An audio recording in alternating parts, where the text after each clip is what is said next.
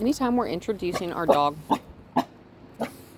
to a new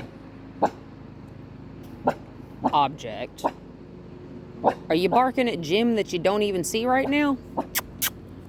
Good girl.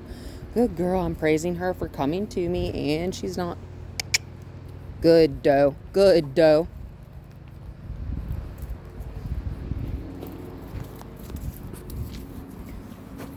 So I want you to notice something about my leash. The handle. Good girl. The handle that is wrapped around my wrist. And actually, I'm just going to take it off because she is very strong, and I don't want her to accidentally break part of my arm. Which would not be her fault that she's that strong. However, something you're going to hear me say a good deal is term yielding to pressure. Good girl. So do you see how when she's reaching the end of the leash, she's coming back to me for the most part? Not straining, not struggling super hard, right? We like that. Also, I really like that she's just kind of hanging out with me. Because as important as it is, we're just going to kind of hang out over here right now. I need to get a better grip on that leash. So I want you to notice, good girl. I'm not pulling against her. She is pulling against me. And I also want you to notice, I'm letting her think about it. I'm letting her look at what's over there. I'm letting her see that pulling on me means come back to me and check in. You can find that one, that's fine. Anytime she feels tension on the leash, it does not mean continue to go forward, ever. And that on our part, it is important that we never continue to allow our dog to walk forward if they are pulling on the leash. We have to stop. Because if they're allowed to pull you down the street, pull you anywhere, they're going to think that that's how they get places. And with a dog with a good deal of energy, that's going to be more difficult, right? And that's okay. But the most important thing for us is always remembering it does not matter how far you go on a walk. Good. It is how you are executing the walking. Like right now, this is very nice. We do have some distractions. Good girl. And notice she was more distracted by Jim, my neighbor, mowing his lawn when we were over in front of the house. What did I do to combat that? I didn't. Hang on, our leash is all twisted up right here. I did not. She backed up because the hand with treats in it went over her back. So I'm just going to remove the treats. But also that follows into what I was just about to say. She was more distracted by Jim over there in front of the house. So we're not in front of the house anymore. She's paying good attention to me over here in a less distracting environment. So we're gonna... Good girl. Do you see how this connects to the other videos that we were taking in the house? But now we're on a leash and we're outside. This is fantastic, in my opinion, because she could act like a hooligan. She doesn't act like a hooligan. She's a very good dog.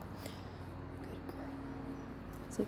Good girl, doe. Something I do want to mention is I'm not super fond of this harness on her, simply for the reason it doesn't quite fit her chest correctly.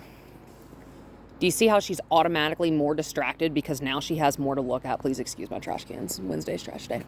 Yeah, it's a bag of stuff. Again, she is pulling against me. I am standing still. Okay?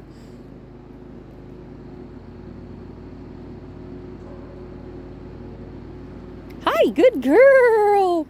Praise when she comes back. Good girl. So what I wanted to point out about this harness and why I'm not a huge fan of it. You're good. Can I show? So see how it puckers right here? See how this is happening? I don't like this. Because if we think of why we like to put a dog on a harness as opposed to another piece of equipment, it is because the harness excuse me, obviously it is Monday and words are difficult. It is because the harness more equally distributes pressure along our dog's body. Do you also see how loose this is right here? Not a huge fan of that. So I will send you a link to the harness that I prefer. They're not super expensive. They're like 20, like they're not $30. They're like $20, $22, like $23. So the biggest difference between those harnesses and this one is going to be, you're going to see a larger back piece on that harness. You're going to see a larger breastplate on that harness. And you're also going to notice that it is going to have adjustment straps right here, not just along the waist. Having adjustment straps, especially for a dog that is shaped very uniquely, because her head, if you'll notice, whenever you take this off, it kind of like squeezes her head, right? That's okay. That's just the way she's shaped. Another thing about the harness that I'm going to recommend to you is, here we go, just make sure that doesn't get caught up in her little legs. The other thing that the harness I'm going to recommend to you is it has a detachable adjustment, on the side of the breastplate. Excuse me. It has a detachable adjustment on the side of the breastplate. Super, super beneficial with dogs with like nice boxy heads like hers, and absolutely beautiful. My Chihuahua, great for her. Her head is bulbous and like large. And what are you doing? Again, I'm just standing in one spot, letting her figure out, pulling against me, trying to walk over there. I'm just going to stay here. I'm also not going to yell. I'm not going to freak. Did you find a dead worm or something? That's cool and gross. Pulling against me doesn't get you anywhere. What does get you stuff, if those neighbors' dogs start barking, we may not be able to work right here. You know what? We're going to take this exercise to the other side of the house, because I had a lot more of her attention over there. And that is more important. I'm convinced I can, with one hand, not drop my phone and carry this as well. We're going to find out if I'm right. Yeah, it's fine. I'm just carrying this over here.